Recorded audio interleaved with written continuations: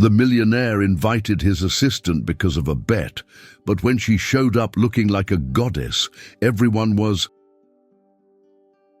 Before the story even starts, tell me in the comments, where are you watching from?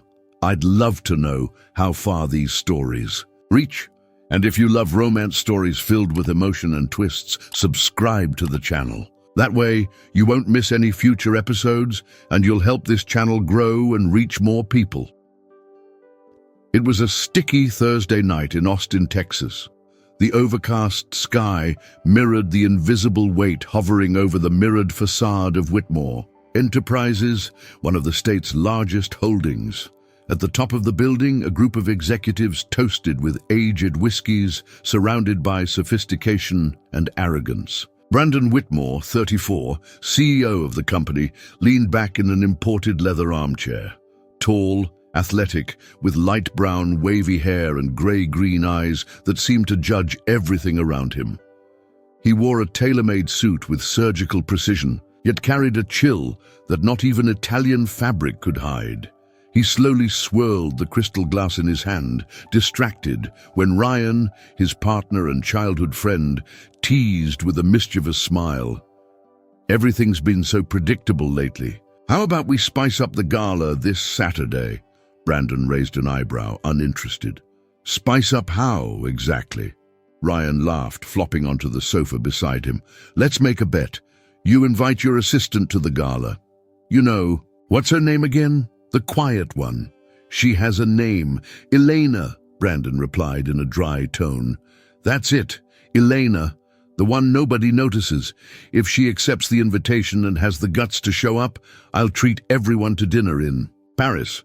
But if she refuses or makes an excuse, you're paying. The others laughed loudly, egging on the challenge with jeers. Brandon hesitated for a moment. Images of Elena came to mind, always walking through the halls with perfect posture, dark brown hair in a simple bun, discreet clothing, but with an amber spark in her eyes that occasionally broke through her seriousness. A woman of few words, but dignified in every gesture. He had never seen her outside the work routine. You afraid she'll say no? Ryan prodded again. Brandon lifted his glass as if sealing an invisible contract. It's a deal. The next morning, on the 9th floor of Whitmore Enterprises, Elena Cruz reviewed contracts at her small desk next to the director's office. She was 27, light brown skin, distinctive yet soft features, an elegance that didn't require accessories. This morning was like any other, punctuality, silence, focus, until the office door opened. Brandon stopped in front of her. The room seemed to fall silent. Elena, do you have a moment? She nodded, surprised. They had never exchanged more than polite phrases. He led her into the glass-walled room. The city pulsed below them. I wanted to invite you to the company gala this Saturday. I think you deserve recognition. It would be an honor to have you as my date. Elena froze for a moment. Her heart raced. She was equal parts stunned and wary. She looked down and whispered, "Excuse me, Mr. Whitmore, are you really inviting me?" Brandon kept his expression neutral, though sudden tension stiffened his shoulders. "Yes, I am." Elena thought of her sick mother, the extra shift she'd have to skip, the dress she didn't own. But she also thought of how invisible she always felt, and maybe, just for one night, she could let the world see her differently. "All right, I'll go." When she left the room, the smile that concealed her insecurity was replaced by a determined expression. In the elevator, she closed her eyes and took a deep breath. It didn't make sense, but she would figure it out. On the other side of the glass, Brandon stared into emptiness. For the first time, he felt something light. A doubt. Something inside him whispered that maybe he'd started a game with the wrong person. The elevator doors closed slowly behind Elena Cruz, muffling the sound of phones and high heels on the cold marble of Whitmore Enterprises. She gripped her phone, trying to control the avalanche of thoughts rushing through. Her mind Elena had never been invited to anything outside of work, much less to an event where she'd have to stand next to the man whispered about in the halls, Brandon Whitmore. The name splashed across magazines, the face that starred in multi-million campaigns, and the gaze that until a few days ago barely noticed her. In her old car, she exhaled with effort. The red traffic light in front of her seemed to last forever. She dialed her younger sister's number. "Rafa, you won't believe what happened today." Rafaela's excited voice came through, with the TV playing in the background. "What happened? Did you land the contract renewal with the investors?" "No. Brandon Whitmore invited me to the company gala." There was silence. Then a disbelieving laugh. "Wait, Brandon? The handsome guy who looks like he stepped out of a Netflix drama? The one who seems born in a $3,000 suit?" "That's him." "And he asked you to be his date?" "Yes, but he said it was to recognize me as an important part of the team." Rafa was quiet, then spoke slowly, her intuition coloring her tone. "Elena, are you sure this is real?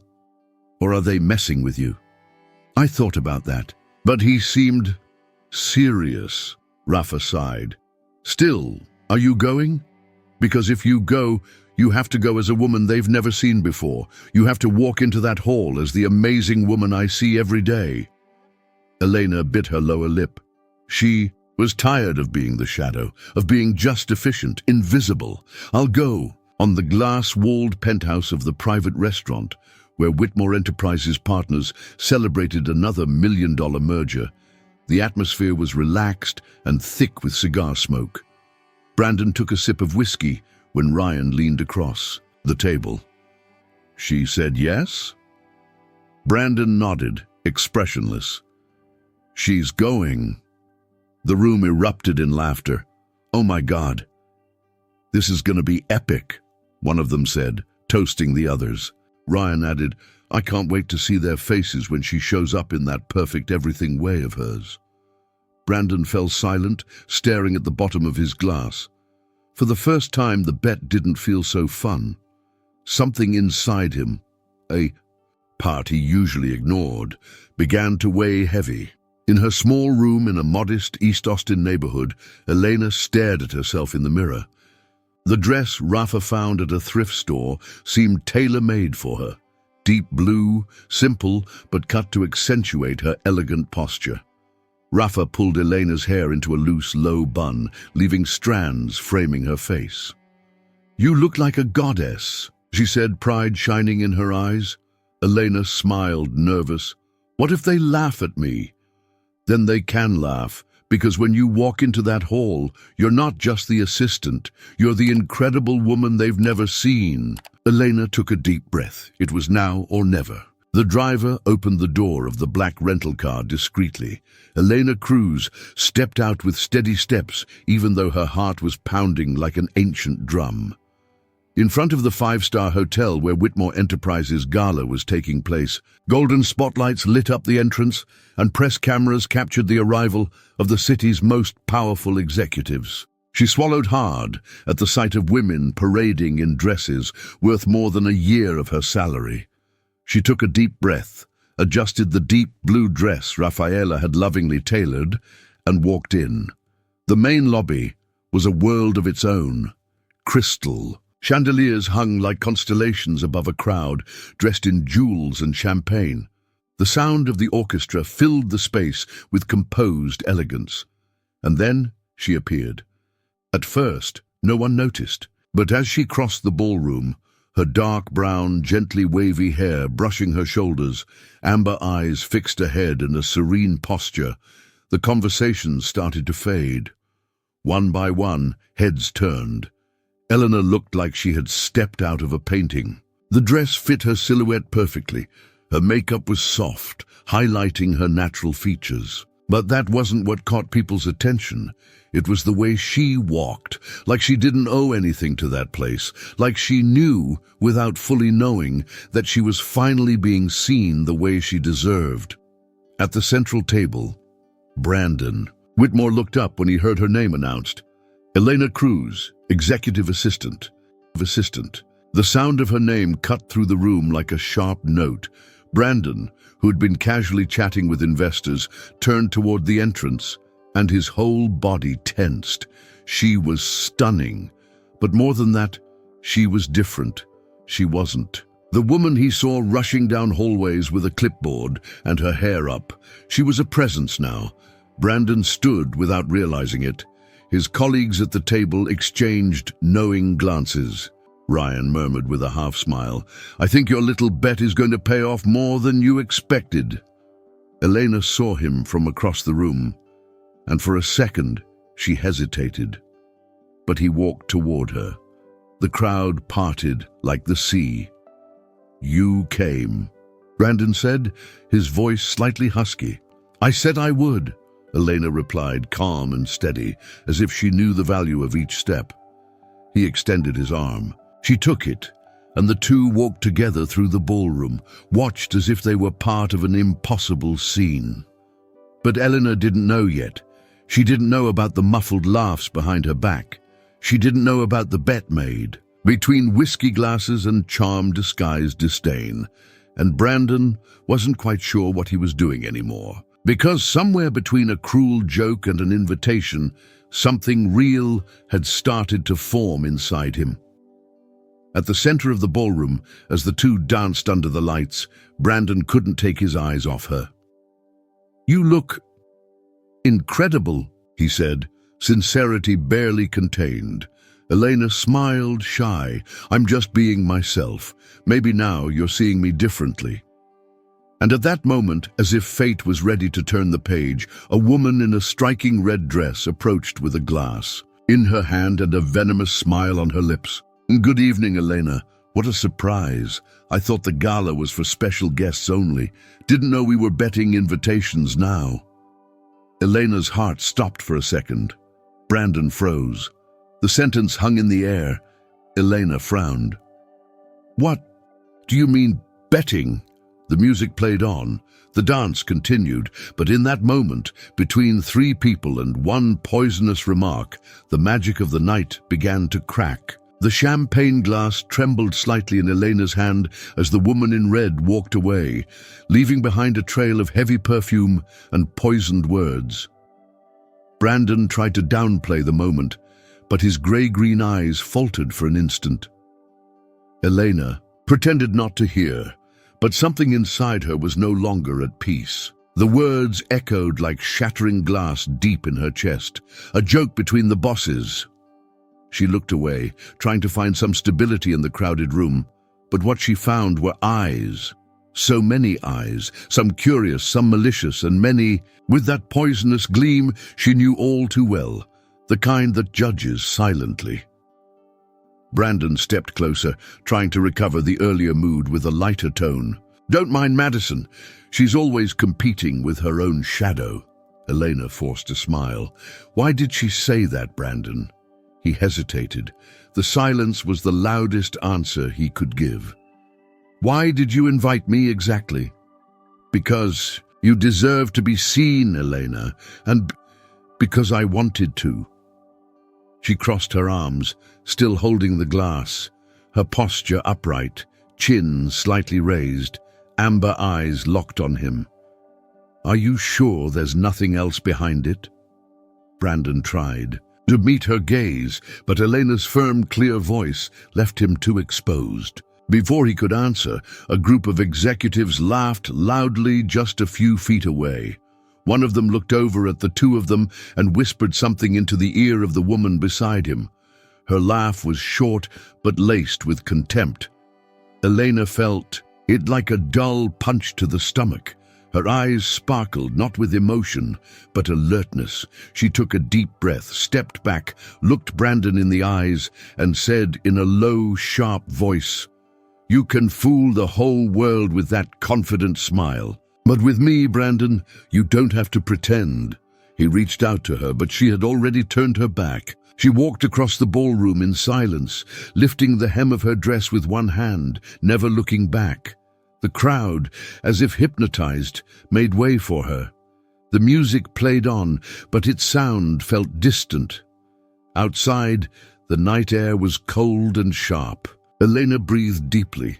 Her eyes were wet, but she refused to shed a tear there. She got into the car and told the driver with a steady voice, "Take me home, please." Inside the ballroom, Brandon stood still for a few seconds. The image of Elena walking away wouldn't leave his mind. Something inside him began to hurt. A new, uncomfortable feeling. Maybe he'd played with the wrong person, but now, maybe it was too late. On Monday morning, the cloudy sky seemed to match the weight in Elena Cruz's chest. The weekend had passed in silence. No messages, no explanations, just the echo of that venomous sentence at the gala and the whispers that burned like invisible embers. She walked into the Whitmore Enterprises building like she always did. At exactly 8 o'clock, hair pinned up, wearing a modest beige blouse, and clutching her document folder tightly to her chest. But inside, she was no longer the same. In the mirrored elevator, she avoided looking at her own reflection. It was like she didn't want to see in her eyes what she was beginning to understand. When she reached the 9th floor, she went straight to her desk as if nothing had happened. But her ears were alert. A few minutes later, she heard muffled laughter from the executive boardroom. The door, slightly ajar, let through bits of conversation. "I can't believe she actually came. Your assistant, Brandon. We should double the bet." Another mocking voice added, "She looked like a different woman, and you made the bet and still beat all of us." Brandon answered in a quieter tone, "I didn't think she'd say yes, but..." When she walked into that room, for a second, I even forgot about the bet. The collective laughter hit like a slap. Elena froze. The blood drained from her face. Her folder slipped from her hands and hit the floor with a dry thud. She bent down, gathering the papers, trying to breathe. But there was no air. There were no more doubts. What had once been just suspicion was now the truth. The hallway felt longer than ever as she walked toward his office. She didn't knock. She just walked in. Brandon stood with his back to her, staring out the glass wall. When he heard the door, he turned, surprised. "Elena?" She didn't answer. Calmly, she placed an envelope on his desk. Inside, her handwritten resignation letter. Her handwriting was firm, decided. He stepped forward. "Wait, I can explain." "No need," she said, voice steady, unwavering. "The bet explains everything. It wasn't supposed to be like this. You used me, Brandon. You wagered my dignity on a whim. You put me in that party like someone tossing a new toy into a room full of bored people." He frowned, touched by something deeper than he expected to feel. "Elena, I didn't know that. I never imagined you would mean this much." She looked him in the eyes, and in that moment something changed. "I'm not a toy, and you'll never see me the same way again." Before he could respond, she turned and walked away.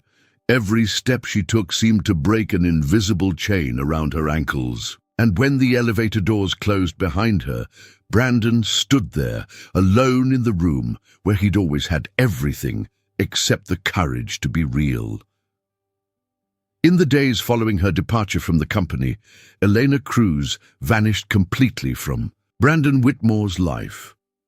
Her absence was an uncomfortable, silent void, constant, like a torn-out page from a book he was still trying to understand. In the luxurious office, her chair remained empty. The new assistant was efficient, but lacked Elena's sharp eye and quiet calm. Brandon pretended everything was normal with the team, but inside, the control he'd always had over his life was slipping through his fingers.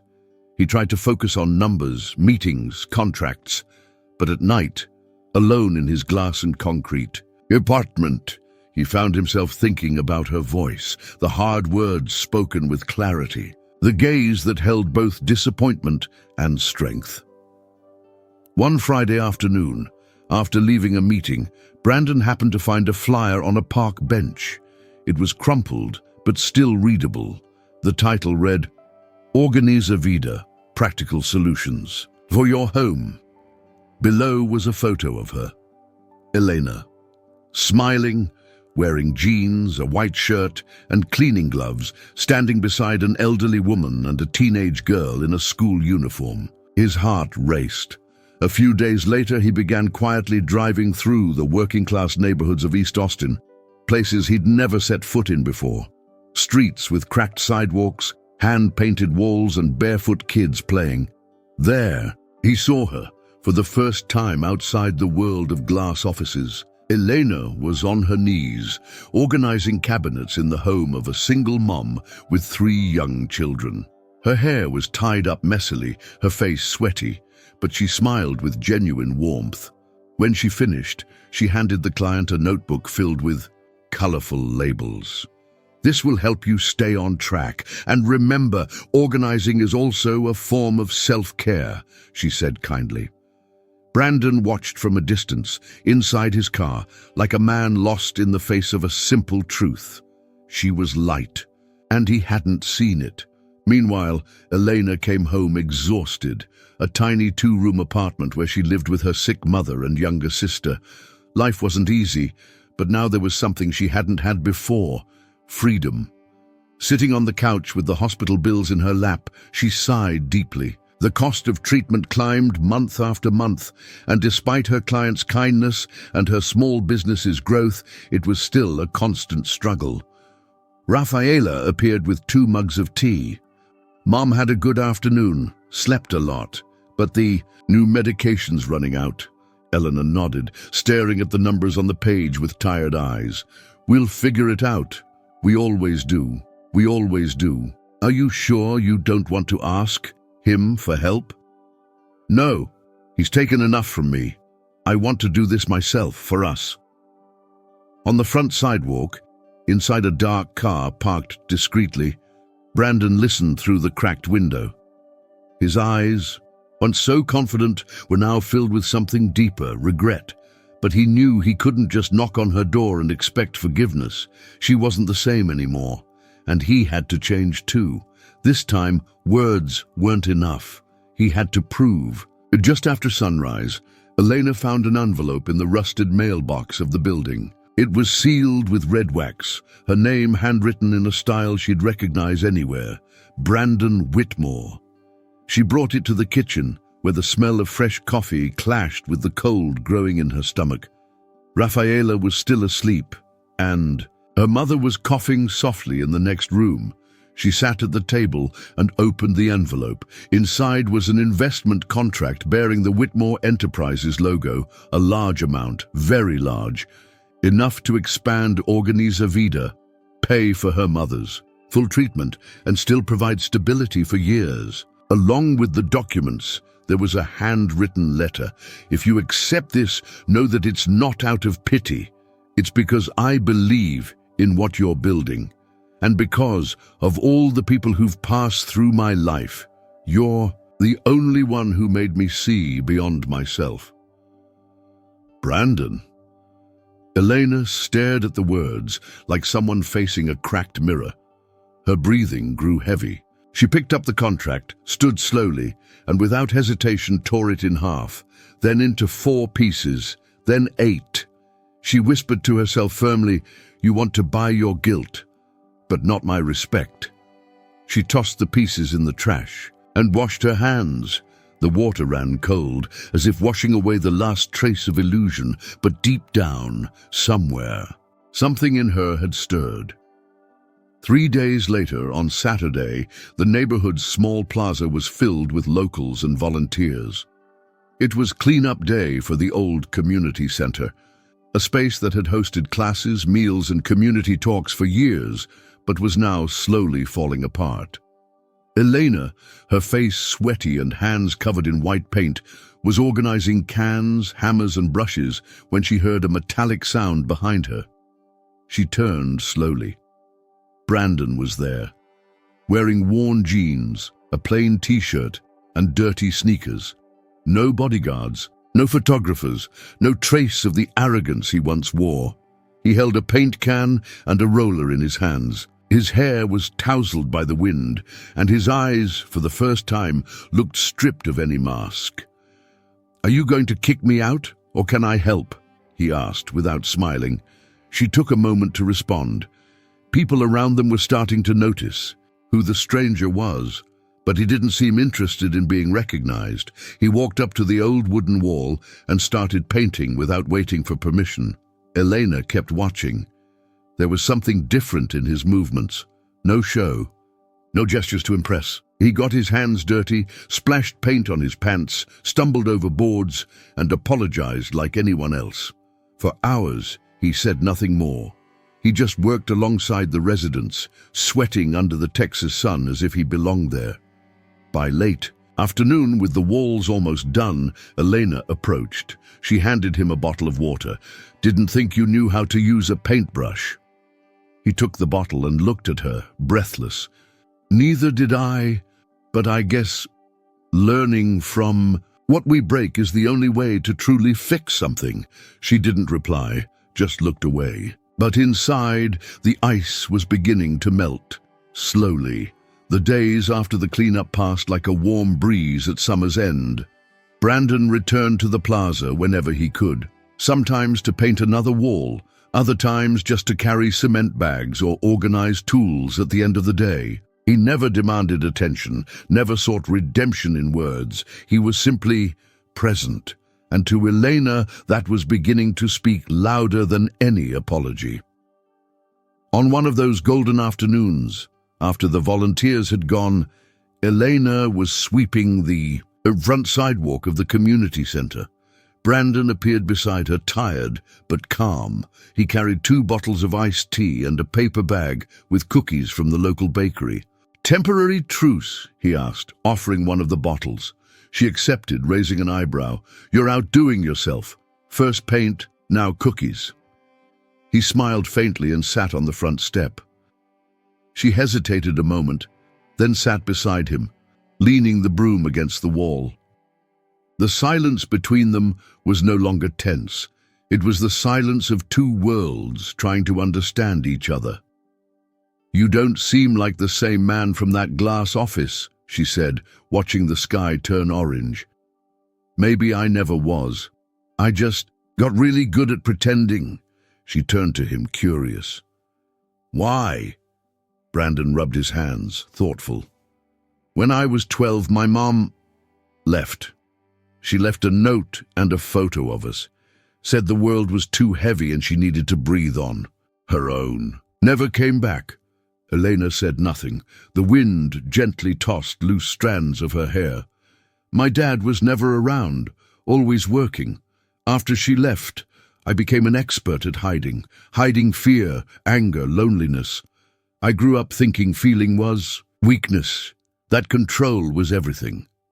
He stared at the bottle in his hands as if the words had come from somewhere even he didn't know. "But that night, when you walked out of that ballroom, for the first time in years I felt ashamed, not because I lost a bet, but because I lost someone worth more than all the zeros in my bank account." Elena stared at the ground, swallowing, the lump in her throat. "And why did you come here? Why did you get close?"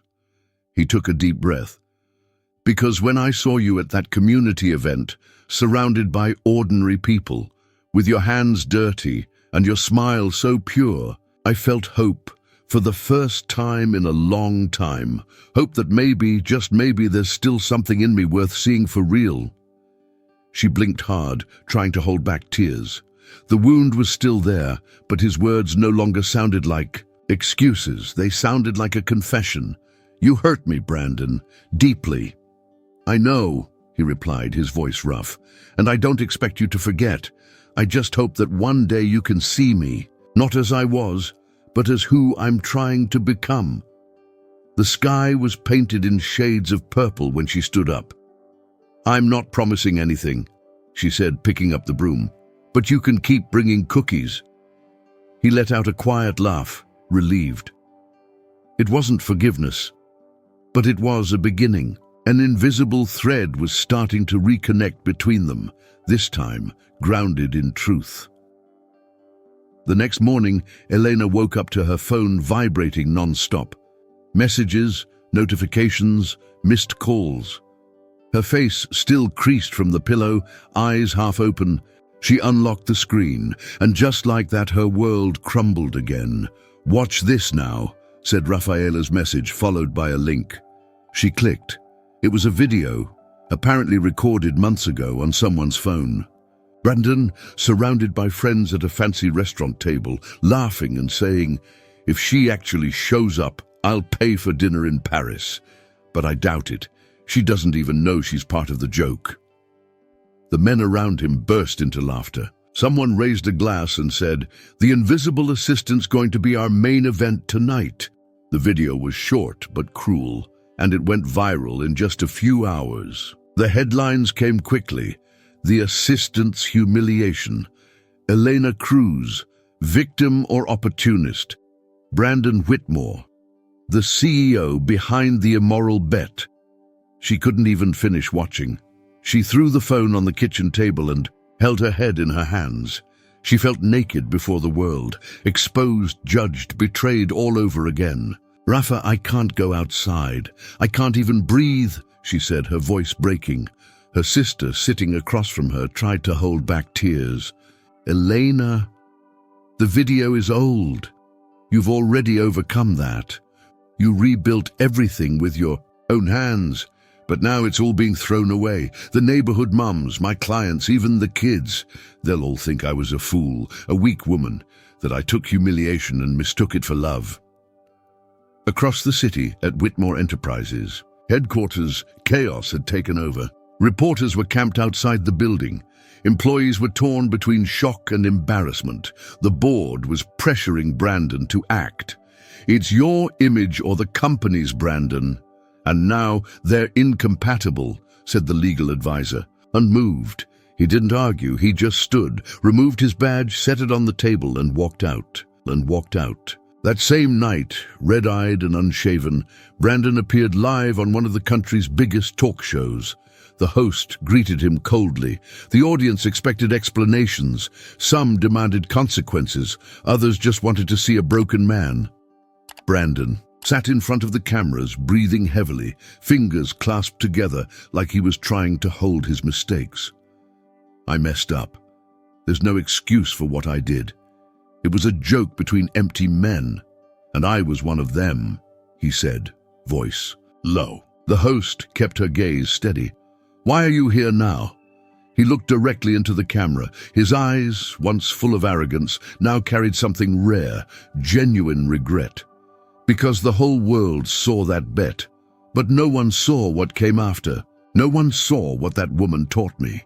She showed me what dignity means, what truth is, and she showed me with every silence and every no that character isn't for sale. And love can't be forced." His voice cracked. "I lost a lot, but nothing hurt more than seeing her name used as entertainment. So if this interview is good for anything, let it be this. I was the one who was wrong, and she's the most beautiful part of my story." The studio fell silent. The host swallowed hard. The camera zoomed in on Brandon's face as a single tear fell, unashamed, uncontrolled. In her small apartment living room, Elena watched, hugging a pillow. Her hands trembled, but in her tired eyes, something had begun to shine again. It wasn't forgiveness, but it was truth. And at that moment, that was all the world needed to see. 2 days after the live interview that moved the country, Elena walked along the cracked sidewalks of North Austin, heading toward a small, newly renovated youth rehab center. The morning was cloudy, with a warm breeze that carried silence through the trees. She held tightly to an envelope of Organizer Vida papers, though that wasn't the real reason she was there. She knew he'd be there. She'd seen the social media chatter and gotten messages from volunteers saying Brandon Whitmore, the former Millionaire CEO, now spent his days helping at-risk boys rebuild their lives, starting with the peeling walls of that forgotten place. Elena stopped at the entrance and saw him at a distance, kneeling on the ground, installing a new basketball hoop. He was sweaty, wearing a white shirt stained with paint and faded jeans, hair messy, beard unshaven, far from the media, far from the spotlight. Just him and a group of boys with wary eyes and broken dreams. She walked closer, slowly. He didn't see her at first. He was laughing with one of the boys while adjusting the bass. "A little more to the left," the boy said. "I swear my talent is only in spreadsheets, not screws," Brandon replied, and they laughed. That's when he felt her. He turned, slowly. When their eyes met, time seemed to pause. He stood, wiping his hands on his jeans, and stood still. His face showed surprise, gratitude, and deep respect. Elena stopped just a few steps away. There was no anger in her eyes, just a firm calmness. "I saw everything," she said softly. "The interview, the tear, and the truth." Brandon lowered his head for a moment, like he still carried the weight of his shame. "You don't owe me anything," he replied. "I came here because I needed to start over, away from cameras, away from who I was." Elena took a deep breath. Her hand still trembled a little, but her voice stayed steady. "You fell, but you chose to get up the right way." Brandon raised his eyes, surprised by the gentleness in her voice. "I still don't know how to fix what I broke," he said. She stepped closer and then, with emotion softened by peace, simply opened her arms. He hesitated for a second and stepped into them. The hug happened in silence. Strong, long. Not as lovers, not yet, but as two wounded souls who, after so many missteps, recognized in each other the safe place they never had a name for. There, in the middle of a cracked courtyard, surrounded by paint, tools, and restored dreams, there was no audience, no headlines, no obligation. There was only a new beginning. And sometimes love starts like that, not when everything is perfect, but when two people decide to walk together, even if some pieces are still missing. Time passed. The scars remained, but now they told stories of starting over. Months after that silent hug in the youth center's yard, Elena Cruz and Brandon Whitmore stood side by side again, not as boss and assistant, not as victim and offender, but as partners on a new mission, to give voice, dignity, and a future to those who had always been overlooked. That bright autumn afternoon, the once abandoned warehouse in East Austin had been transformed into something alive. Colorful flags hung from windows, kids ran between tables filled with simple food, and the women's faces shone, not with makeup, but with hope. Elena, wearing an elegant beige jumpsuit and her hair down, walked up the steps of a small makeshift stage with a calm smile. Brandon followed in a light blue shirt with rolled-up sleeves and visibly emotional eyes. It was the official launch of the Roots of Dignity Foundation, a project they created to offer scholarships, counseling, and career support to women in vulnerable situations. Funded by part of Brandon's personal wealth and the collective effort of residents and volunteers. From the stage, Elena looked at the crowd with silent gratitude. Her mother was there, now in stable health, standing beside Rafaela. Many of the women helped by the project watched her with teary eyes, as if witnessing someone who had done the impossible. Brandon took the microphone but needed a few seconds to speak. The wind gently moved his hair, and the sound of flags flapping filled the silence with reverence. "I was raised to believe the world was a competition, that winning meant standing above others, and for a long time, I lived like that," he began, his voice steady but thick with emotion. "Until one day, out of pride, out of vanity, I made a mistake that cost me a woman worth more than any number I've ever seen on a spreadsheet." The audience listened in silence. "But she didn't destroy me. She showed me that there's something stronger than power, that there's a kind of strength that doesn't humiliate, but lifts you up." He looked at Elena, who gazed back at him with moist eyes. "True love doesn't humiliate, it elevates. And she's the one who taught me that." He paused. Then, slowly, Brandon set the microphone down and took 2 steps toward Elena. He reached out, gently touched her face and kissed her. It was a quiet kiss, no spectacle, but full of truth. And that's exactly why the silence became deafening. The crowd rose, first slowly, then all together. Applause echoed throughout the space, and some wept without restraint. It wasn't a fairy tale ending. It was the celebration of a choice. They didn't pretend to be perfect, but they chose to grow, together. And in that warehouse where so many stories had begun in pain, a new one was born, the kind that proves love and dignity can indeed walk hand in hand. And now that you've followed this story to the very end, tell me, what did you think? Leave your rating from 0 to 10 in the comments. I really want to know how deeply this story touched you. If you enjoyed the story, like the video, share it with someone who also deserves to be moved, and subscribe to the channel. That helps me keep bringing real, intense stories that speak straight to the heart. And before you go, I've picked another moving story that'll touch you even deeper. Click and watch. I'm sure you won't be able to stop until the very end.